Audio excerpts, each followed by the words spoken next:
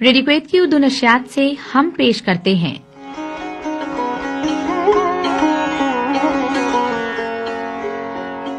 ہفتہ وار پروگرام آج کے مہمان۔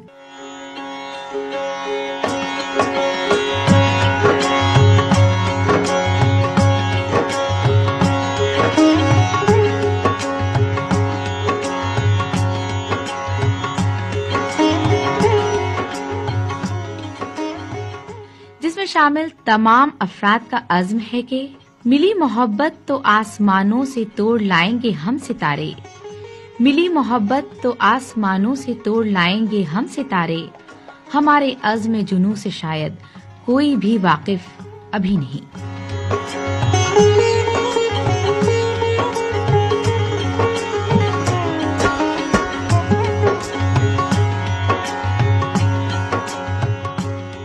ادبی، سماجی اور تفریحی سرگرمیوں سے تعلق رکھنے والے کویت کی نامور شخصیات سے ملاقات۔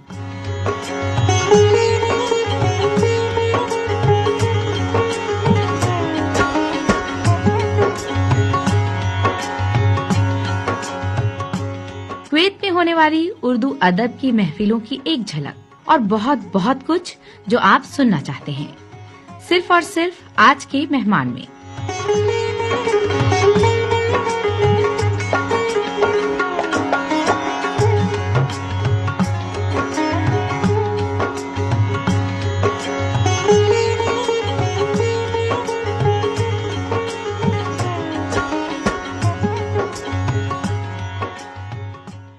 سامعین کرام، ریڈیو کویت کی اردو نشریات سے ایک دفعہ پھر عبداللہ عباسی برکت خان کے ساتھ پروگرام آج کے مہمان، ایک ایسی شخصیت جو عرصہ دراز سے کویت کے اندر موجود ہیں۔ دینی، سماجی اور مختلف سرگرمیوں میں ان کا نام کسی تعارف کا محتاج نہیں ہے۔ محبت اور اخلاص کے ساتھ لبوں پہ مسکراہٹ سجائے ہمیشہ سب سے اخلاق سے ملتے ہیں۔ ان کی محبت اور ان کا خلوص لوگوں کے دلوں میں باقی رہ جاتا ہے، اور یہی محبت اور خلوص انہیں یہاں تک کھینچ کے لے آئی۔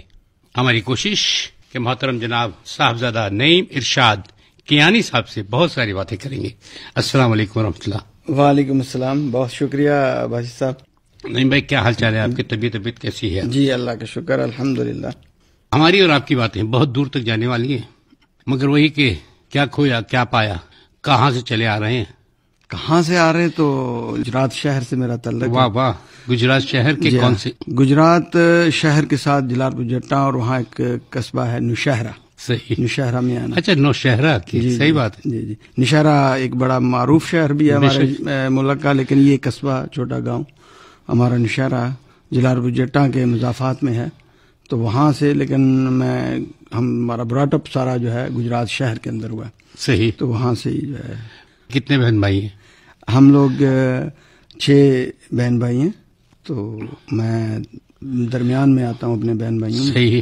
بچپن میں کیا کھیلتے تھے؟ Hockey, cricket? بھائیوں سے زیادہ لڑائی ہوتی تھی یا باہر والوں سے؟ جی نہیں، گھر میں تو ایسا کوئی ماحول نہیں تھا لڑائیوں والا، لیکن یہ ہے کہ جیسے ہمارے زمانے میں بہت سارے مواقع جو ہے ہمارے بچپن میں ایسے موجود تھے کہ آپ کچھ بھی کھیل سکتے ہیں۔ صحیح۔ اس کے باوجود کہ کوئی پراپر گراؤنڈز نہیں تھی، پھر بھی آپ سب کچھ کھیلنے کے آپ کو مواقع ملتے۔ بے شک بے شک۔ ہم گلیوں میں، گراؤنڈ میں کرکٹ کھیلے، ہاکی بھی کھیلے، اسکول کے زمانے میں والی بال بھی کھیلے۔ تو یہ تھوڑا بہت، یعنی کسی میں اتنا اچھا بہت نامی گرامی پلیئر تو نہیں تھے، لیکن کھیل کود میں حصہ لینے کا الحمدللہ موقع ملا۔ تو جس کو آج ہم دیکھتے ہیں کہ آج بچوں کو اس طرح سے کھیلنے کے مواقع نہیں ملتے، بالکل بھی نہیں ہے بھائی۔ تو ہم اس کو بڑی اب غنیمت سمجھتے ہیں کہ جو موقع ہمیں ملا، کہ اتنا ٹائم ہوتا تھا کہ کسی جگہ بھی اکٹھے ہو گئے تو کھیلنا شروع کر دیا، تو اس کے بڑے اثرات زندگی میں ہمیں محسوس ہوئے ہیں فٹنس کے حوالے سے۔ بے شک بے شک۔ یعنی وہ اکثر و بیشتر بہت ذمہ داری کے ساتھ کہا کرتا ہوں لوگوں سے کہ کچھ لوگ ایسے ہیں ابھی بھی دنیا کے اندر جنہوں نے 2-3 ادوار دیکھے، یعنی 80s کے بعد سے لے کر 2000 کے بعد تو چینج ہو گیا سب کچھ، صحیح نہیں ہے؟ جی بالکل، بہت تیزی مگر سے وہی change کہ ہوا۔ وہ دونوں ادوار دیکھنے کے بعد انسان پھر کچھ نہ کچھ تو ہوگا نا۔ جی جی بالکل، اس کا بہت فائدہ ہے، اور ہم آج کی جو نسل ابھی ہوش سنبھال رہی ہے، اس کو دیکھتے ہوئے ہمیں بہت فیل ہوتا ہے کہ ہمیں اللہ تعالیٰ نے بہت مواقع دیے کہ ہم نے وہ پرانی جنریشن کو جو جا رہے تھے ان کو دیکھا، اس پرانے سادہ وقت کو دیکھا، پھر ترقی کرتے ہوئے وقت کو دیکھا، اور پھر ایک دم ہم اب آج کے زمانے میں انتہائی ترقی یافتہ اور ماڈرن ایج میں ہم لوگ رہ رہے ہیں. ان 3 ادوار کو بڑے غور سے جو ہے اپنی ہوش کے اندر دیکھنے کا موقع ملا، جس وجہ سے الحمدللہ مشاہدات میں جو ہے کافی اس میں فائدہ ہوا زندگی میں. جیسے آج کل ٹک ٹاک کا زمانہ، ٹویٹر، یہ وہ ہر چیز میں ہر آدمی ایکٹیو ہے. یعنی کیا کرے، ہونا پڑتا ہے. بالکل ظاہر ہے، جو جس زمانے میں آپ رہ رہے ہوں اس کی جو چیزیں رواج میں ہوں ان کو آپ کے اوپر یہ منحصر ہے کہ آپ کس مقصد کے لیے ان کو استعمال کرتے ہیں. پڑھائی کا آغاز کہاں سے کیا؟ پڑھائی میں نے گجرات سے ہی، ویسے شروع میں ہم کچھ سال جہلم رہے. جہلم میری پیدائش جہلم کی ایکچولی. صحیح. تو جہلم میں کچھ عرصہ رہنے کے بعد ہم پرائمری سے ہی پھر کہہ لیں گے گجرات میں تعلیم شروع کی اور گجرات میں ہی تعلیم مکمل کی اپنی. صحیح ہوگی. پھر اس کے بعد پھر اچانک بیٹھے بٹھائے پتہ چلا کہ کویت کا ویزا آ رہا ہے تو کویت آ جائیں. کیا بات ہے. واہ. جی کوئی سوچا نہیں تھا. تو اسی طرح بڑے بھائی کو کسی نے، اپنے ریلیٹیوز میں سے کسی نے کہا کہ آپ کے لیے آپ آ جائیں، کویت آ جائیں، ویزے کا بندوبست ہے. تو بڑے بھائی وہاں کام شم کر رہے تھے، ذمہ داری کو بھی دیکھ رہے تھے. تو انہوں نے کہا کہ میرا تو کوئی ارادہ نہیں ہے. تو یہ بھی تعلیم سے فارغ ہوا ہے. میں وہاں جاب کر رہا تھا کمپیوٹر سیکشن میں ایک لوکل فرم میں. تو مجھے کہتے ہیں تمہارا کیا حال ہے، تم چلے جاؤ. تو یعنی یہ شام کو ایک دن اچانک بات پتہ چلی کہ جی باہر بھی جانا کوئی زندگی کا حصہ ہے. صحیح بات ہے. تو یہ کبھی سوچا نہیں تھا، نہ کوشش کی تھی. تو اس وقت پھر جو ہے پاسپورٹ بنوانے کے طرف جو ہے تو 2 شروع کی، پاسپورٹ بنوایا. مہینوں کے اندر ہی یہ سارا 2 مہینے میں سارا پروسیس مکمل ہو گیا اور کویت آ گئے. پردیس کیسا لگا آپ کو؟ الحمدللہ شروع کے جو ہے تجربات تو اچھے نہیں تھے. جیسے بھی انسان بغیر کسی جگہ بغیر پلاننگ کے موو ہو جائے. کب آئے تھے؟ میں 95 میں، مارچ 95 میں یہاں کویت آیا. تو جب آپ بغیر پلاننگ کے کسی جگہ چلے جائیں تو ظاہر سی بات ہے آپ کو تگ و دو اور پریشانیاں، مشکلات جو ہے آتی ہیں جن کو آپ کو فیس کرنا پڑتا ہے. تو ہمارے ساتھ بھی یہی ہوا کہ بس ایسے اچانک بیٹھے بٹھائے آ گئے. وقت گزرتے وہ کہتے ہیں نا کہ گزر ہی جائے گا یار. جی. تھوڑا سا آپ پھر اسلامک کی طرف بھی جی تھوڑے سے تو زیادہ ہوگا. جی کویت میں آنے سے جو سب سے زیادہ میں سمجھتا ہوں فائدہ ہوا، جہاں روزگار کے سلسلے میں کویت کی دھرتی میں بڑی خیر و برکت ہے. میرے سمیت بہت سارے لوگوں کو اللہ تعالیٰ نے یہاں بڑا اچھا رزق دیا ہے ماشاءاللہ، اور بڑے اچھے مواقع دیے ہیں. لیکن ان سب سے زیادہ جو اہم چیز ہے وہ یہ کہ جب یہاں کویت میں آئے تو 1 سال کے بعد ہی یہاں دارالقرآن اور اسلامک ایجوکیشن کمیٹی کے ساتھ جو ہے تعارف بنا، اور معلوم ہوا کہ یہاں یہ لوگ اپنی جاب کے ساتھ ساتھ شام کے اوقات میں درس و تدریس کا جو سلسلہ کر رہے ہیں. تو بس اس دن سے جو ہے فعیل دارالقرآن سے آغاز ہوا اور آج تک اسلامک ایجوکیشن کمیٹیز کی جو ہے ایکٹیویٹیز ہیں ان کے ساتھ الحمدللہ وابستہ ہوں. اور یہ میرے خیال میں وقت کا بہترین استعمال ہے کہ انسان نے کام تو جو بھی جہاں کو کر رہا ہے اس کو کرنا ہی کرنا ہے، لیکن اپنے فارغ اوقات کو کسی مقصد کے لیے اور سوچ سمجھ کے لگانا، اس کا موقع اللہ تعالیٰ کسی کو دیتا ہے. اس کا جتنا شکر ادا کیا جائے یہ کم ہے. اللہ تعالیٰ نے یہ بڑا موقع دیا یہاں کہ اسلامک ایجوکیشن کمیٹی کے ساتھ ساتھ جو ہے رہت چلتے ہوئے بہت سارے کاموں کے اندر اپنے فارغ اوقات میں جو ہے اپنی خدمات پیش کی. یہ اس کے اوپر جتنا شکر ادا اللہ کیا جائے کم ہے. اللہ نے بڑا اس کے بارے میں موقع دیا. کیا سوچتے تھے، کیا گول تھا آپ کا؟ ویسے بچپن میں گول ہوتا ہے نا، آدمی کے ذہن میں گول ہوتا ہے کہ میں اس گول کو اچیو کروں گا انشاءاللہ. جی کیا سوچا تھا؟ جو سوچا تھا وہی بنے یا کچھ اور بننا چاہتے تھے؟ نہیں، جو ہے ہمارے ہاں جو ایک مطلب روایتی تعلیم ہے، بندہ یہی سوچتا ہے کہ ڈاکٹر، انجینئر، یہی ہوتا ہے انسان کو شروع میں کہ یہ بننا ہے. یہ بڑے گول سمجھے جاتے ہیں. صحیح. جب آپ بچپن میں ہوتے ہیں تو یہی خواب دکھائے جاتے ہیں، یا انسان خود سوچتا ہے دوسروں کو دیکھ کے کہ میں یہ بنوں گا. تو یہی چیزیں تھی اس طرح. لیکن بات یہ ہے کہ پھر ہر کوئی وہ چیز نہیں حاصل کر سکتا جو وہ سوچتا ہے، اور جب تک وہ اس کے لیے پراپر جو ہے آپ کو گائیڈنس نہ ہو، کوئی بتانے والا نہ ہو، اور یا آپ کے اوقات کا صحیح استعمال نہ ہو تو پھر آپ وہ حاصل نہیں کر سکتے جس طرف جانا چاہتے ہیں. تو میں سمجھتا ہوں کہ پھر وہ ہم اس طرف نہ جا سکے، اور جس کی وجہ سے پھر وہ ڈاکٹر اور انجینئر بننے کا گول تو نہ حاصل سکا، لیکن اکاؤنٹس کی طرف آ گئے اور اکنامکس وغیرہ پڑھ لی. اس وجہ سے پھر اس سائڈ میں جو ہے موقع ملا اور ادھر چلے گئے. صحیح بات ہے. تو ابھی کویت میں ایک لوکل بینک میں جاب کر رہا ہوں. تو مجھے تقریباً 21 سال ہو گئے ہیں ایک جگہ پہ جاب کرتے ہوئے, اور اسی فیلڈ میں اکثر وقت میرا زیادہ تر وقت یہاں گزر گیا. شروع کے 2-3 سال اسٹرگل کرنی پڑی کہ اسی کے اندر بھی آئل فیلڈ کے اندر بھی کام کرنے کا موقع ملا, اور لوکل فرم کے اندر بھی اکاؤنٹ سیکشن میں کام کرنے کا موقع ملا. لیکن پھر جب بینک میں جاب کیا تو اب آج تک چل رہی ہے اسی. صحیح ہو گیا, بالکل زبردست ہو گیا. جی. سامعین کرام, کویت کے اردو نشست سے ہمارے ساتھ نعیم ارشاد بھائی موجود ہیں, جن سے بہت ساری باتیں ابھی بھی کرنا باقی ہے. کچھ ایسے واقعات جو بھلائی نہیں بھولتے ہیں. آپ سوچتے ہیں کہ بھول جاؤں اس کو, میں ان واقعات کو, مگر نہیں بھول پاتے. وہ کون سے تھے؟ ایک واقعہ میرے اسٹوڈنٹ لائف کا ہے. 1989 میں ہم ایک سلسلے میں راولا کوٹ گئے, وہاں کوئی ایک مذہبی گیدرنگ تھی, اور واپسی پہ ایک گاؤں میں. صحیح. تو وہاں سے ہم گزرے, تو ہم اسٹوڈنٹس تھے کافی سارے, ایک ہی بس میں ہمارا وہاں ایک میٹنگ تھی. تو واپسی پہ جب وہاں بس ڈرائیور کی اور سامنے سے ایک ٹرک ڈرائیور آ رہا تھا, ان دونوں کی آپس میں جو ہے نا راستہ دینے پہ کھٹ پٹ ہو گئی. صحیح. آپ کو پتا ہے پہاڑی رستوں میں تنگ رستے ہوتے ہیں, تم پیچھے کرو اور میں آگے کروں, اور اس طرح کے سلسلے میں ان کی آپس میں کھٹ پٹ ہو گئی.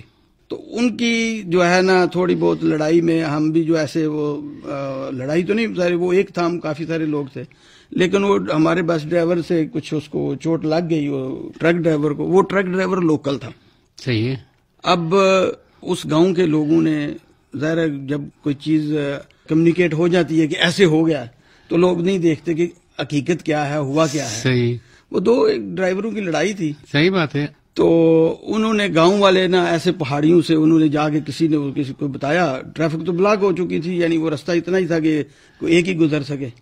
تو وہ گاؤں کے لوگ جو ہے نا بہت سارے آ گئے, اور انہوں نے آ کے تو ایک خاص موقع پہ جو ہے نا پہنچ گئے. کافی ٹائم ہو گیا تھا ٹریفک کو بلاک ہوئے.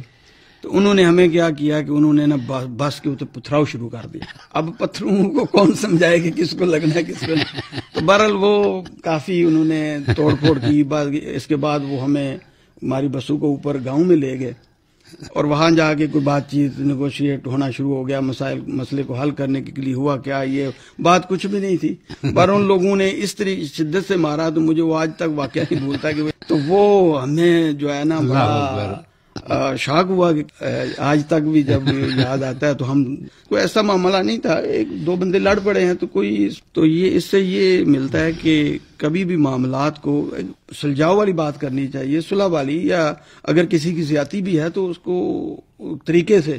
تو لیکن یہ ہے کہ اگر ہجوم اکٹھا ہو جائے تو اس میں پھر ایسے ہی ہوتا ہے, کوئی یہ نہیں دیکھتا کہ ہوا کیا. صحیح بات ہے. وہی بات ہے, میں ایک صاحب سے ذکر کر رہا تھا, وہ کہہ رہے تھے کہ یار یہ موبائل, یہ نئی ٹیکنالوجی سے کیا فائدہ پہنچا. میں نے کہا اس سے کم یہ ہو گیا کہ مس کمیونیکیشن نہیں ہوتی. اب کسی نے آگے کسی سے کچھ کہا, بھائی وہ جو ہے نا شخص تمہیں یہ کہہ رہا تھا, اس نے اسی وقت کمیونیکیٹ کیا. ہاں بھائی کہہ رہے تھے کیا, کہہ رہے نہیں کہا, بات جلدی صحیح بات پہنچ جاتی ہے. تو اس سے کم یہ فائدہ ہو گیا, کمیونیکیشن کا گیپ جو ہے نا وہ ختم ہو گیا. جی. اور حقیقت میں ہمارے اور نئی نسل کے درمیان ایک گیپ نسل کا نہیں ہے, وہ صرف کمیونیکیشن گیپ ہے. یا تو ہم اپنی بات صحیح سمجھا نہیں پا رہے ہیں, یا وہ صحیح سمجھ نہیں پا رہے ہیں, سمجھنا نہیں چاہتے ہیں. یعنی یہ کہنا زیادہ آسان ہوگا. اب وہ اصل میں نے جو محسوس کیا نئی نوجوان نسل کو, کہ وہ سمجھتے ہیں, یا ان کا ایٹیچیوڈ ایسا ہوتا ہے کہ وہ آپ سے آگے زیادہ سمجھ رہے ہوتے ہیں. ان کی زندگی جہاں سے اب ہم لوگوں نے 40-50 سال کی زندگی میں جا کے جو چیزیں دیکھی ہیں, یا جن کو ہم ہاتھ میں پکڑ کے جن کو استعمال کرتے ہیں آج جدید دور کی چیزیں جو ہیں, ان کو انہوں نے بچپن میں اپنے ہاتھ میں موبائل اور ٹیبز اور کمپیوٹر, یہ چیزیں انہوں نے آنکھ کھولتے ہی جو ہے. صحیح بات ہے. صحیح. تو انہوں نے اب یہ کمیونیکیشن کا یا ٹیکنالوجی کا سفر وہاں سے سٹارٹ کیا ہے جہاں ہم پہنچے ہیں. صحیح بات ہے. تو یہ ایک بڑا گیپ ہے. تو ہمیں ان کے لیول پہ جا کے ان کو اگر بات سمجھائیں یا بات کریں تو وہ ان کو آسانی سے سمجھ آ سکتی ہے, بجائے اس کے ان کو ہم اپنے لیول پہ یا پیچھے لے کے جانے کی کوشش کریں. یعنی وہ بات ہے سیدھی سی کہ اگر ہم کوالیفیکیشن کے متعلق اپنے بچوں کو کچھ سمجھانے کی کوشش کر رہے, تو ہمیں یہ ضروری ہے کہ پہلے ہم اس کی تعلیم حاصل کر لیں, تاکہ ہمیں سمجھانے میں مزہ آئے اور اس کو سمجھنے میں مزہ آئے. کیا ضروریات کیا ہیں آج کے دور. صحیح بات ہے. اور کس چیز کی ڈیمانڈ ہے اور کیا ہے، یہ ہمیں خود پتہ ہونا چاہیے، خود پتہ ہونا چاہیے، صحیح گائیڈ لائن کر سکتے. جیسے پرانے زمانے میں پرانے جو ہوا کرتے تھے ان کو سب کچھ پتا ہوتا تھا آئندہ کا کیا ہے.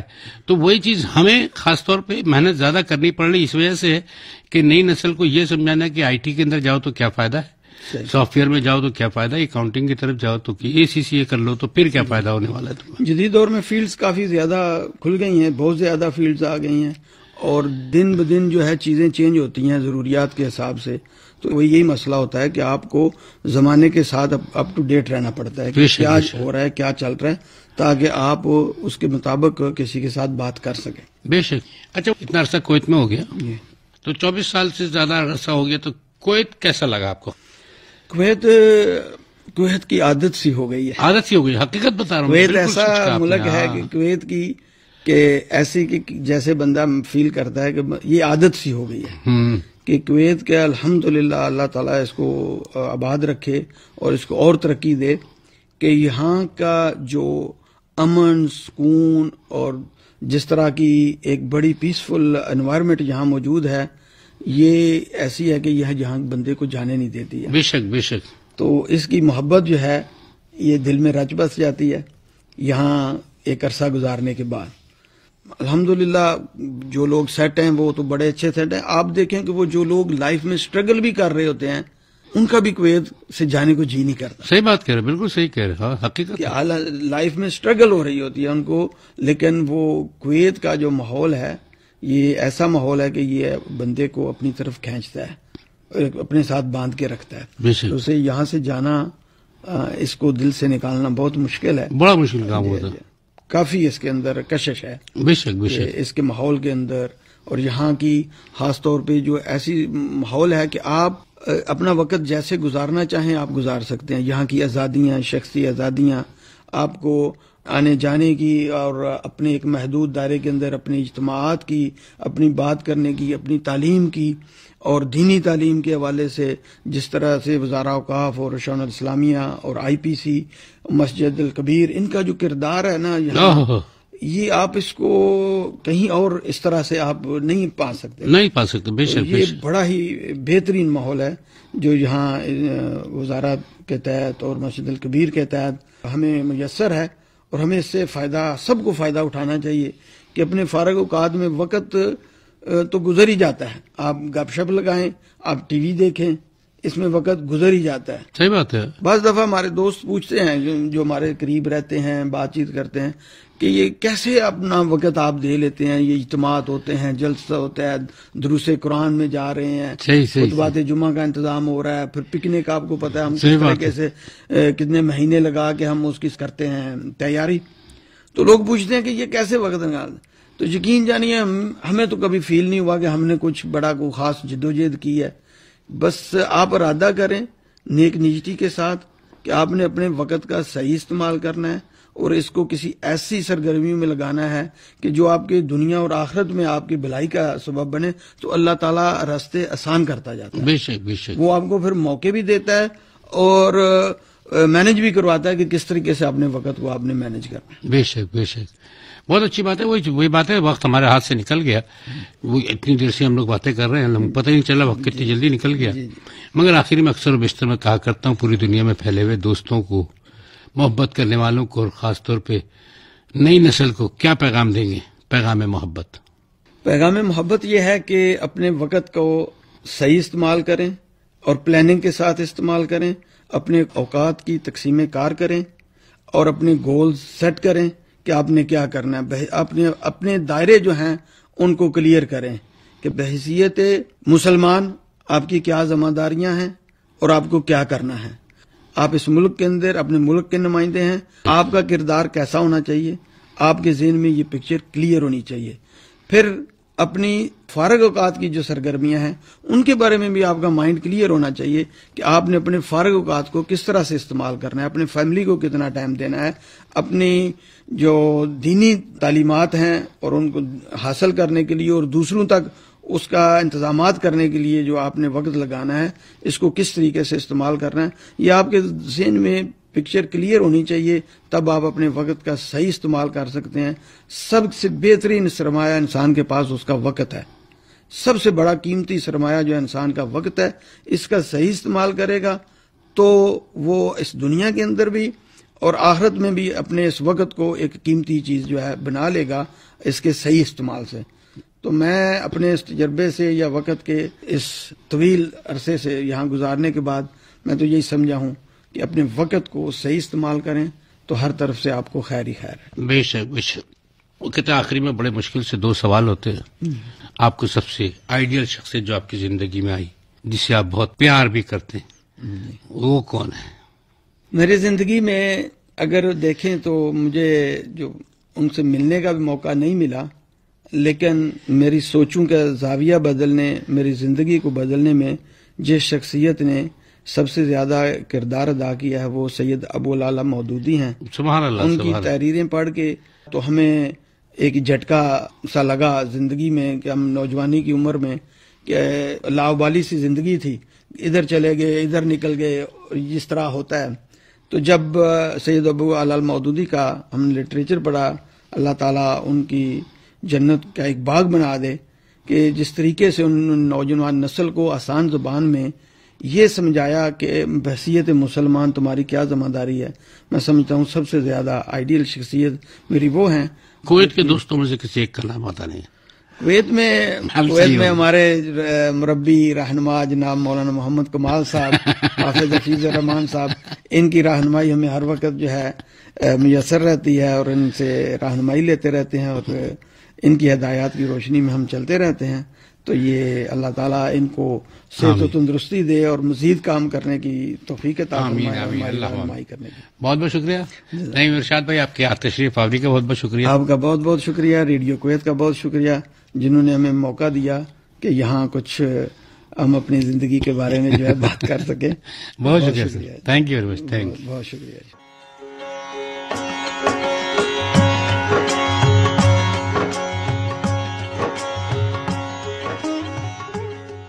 ابھی آپ سن رہے تھے ہفتہ وار پروگرام آج کے مہمان، ترتیب اور پیشکش عبداللہ عباسی،